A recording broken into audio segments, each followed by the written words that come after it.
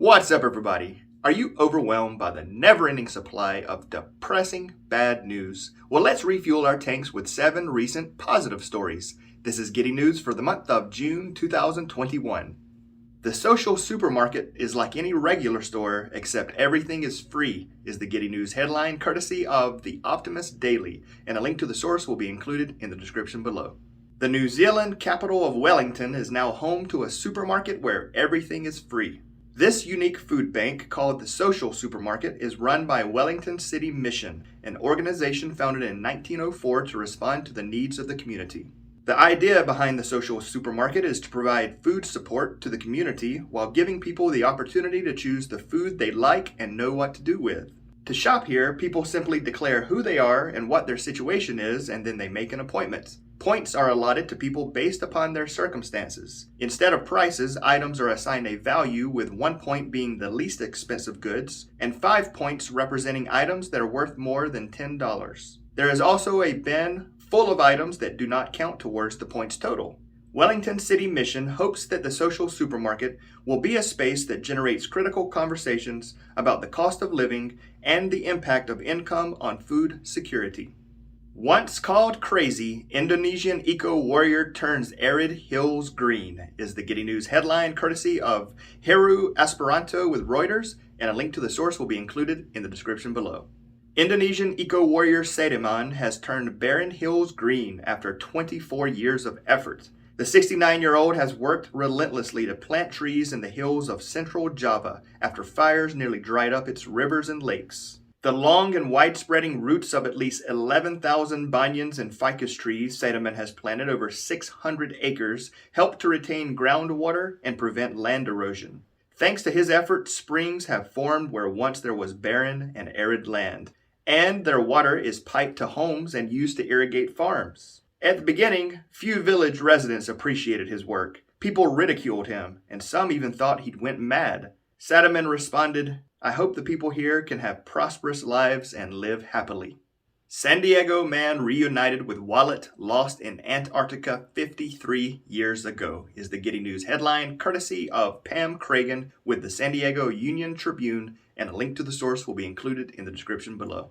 In October of 1967, Navy meteorologist Paul Grisham shipped out to Antarctica, where he worked as a weather forecaster for a science station on Ross Island. 13 months later, he returned to his family in sunny California, but without his wallet. Recently, the 91-year-old Grisham was reunited with his long-lost billfold, which was found behind a locker during the demolition of a building at McMurdo Station, the southernmost town on Earth. Inside the recovered wallet was Grisham's Navy ID, his driver's license, a tax withholding statement, a recipe for homemade Kahlua, a beer ration punch card. There was no cash, as there was nothing to buy at the station.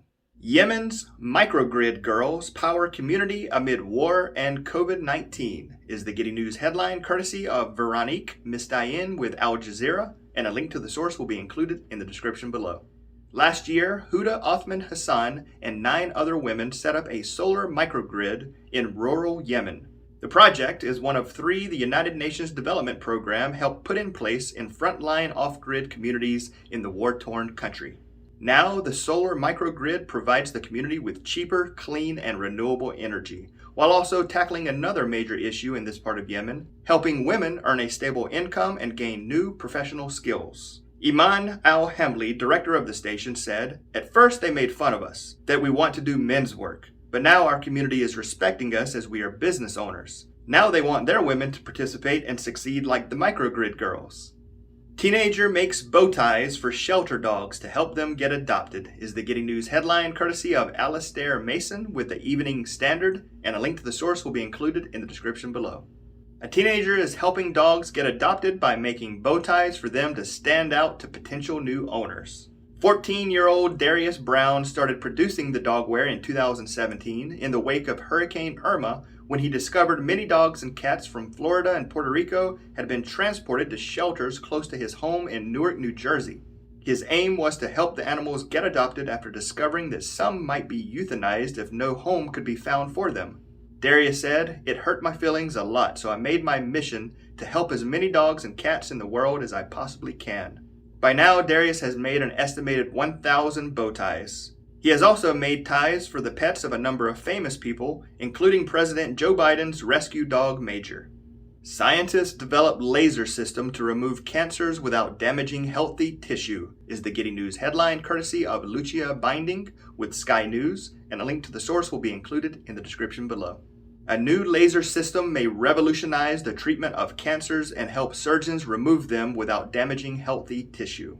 Experts at Heriot-Watt University are working on the system based around ultra-fast picosecond lasers that deliver energy in a series of pulses 1/trillionth of a second long. Professor Jonathan Shepard, who is leading the project, said the system has proven successful on colorectal cancers in the lab. He stated, "We proved in the lab that our laser system can remove cancer cells in a way that restricts damage to the surrounding healthy cells." Professor Shepard explained this happens because the laser pulses are so short and there is no time for heat to burn the surrounding tissue, which is what happens with current surgical tools. The scientists will also focus on developing a flexible, optical fiber-based system that can target and remove cancer cells 2 orders of magnitude smaller than the current technology. Nearly half of Pennsylvania government electricity to come from solar power by 2023 is the Giddy News headline courtesy of Don Hopi with the Post-Gazette, and a link to the source will be included in the description below. Governor Tom Wolf of Pennsylvania announced a new clean energy initiative that will build 7 new solar arrays, enough to supply about half of state government electricity. The solar arrays are part of the governor's Green Gov initiative, Pennsylvania Pulse, which stands for Project to Utilize Light and Solar Energy. The project will create 400+ jobs and bring long-term economic benefits through increased tax revenues to communities where they are located. The governor said, "As we continue to diversify our grid with clean, renewable sources of energy, we want to maintain Pennsylvania's leadership position and bring the associated economic, health, and environmental benefits to all Pennsylvanians." All right, that's it. I would love to hear what you think about this edition of Giddy News. And if you have a positive news story that you'd like for me to share, please include a link in the comments below. And until next time, take care of yourself, and thanks for watching.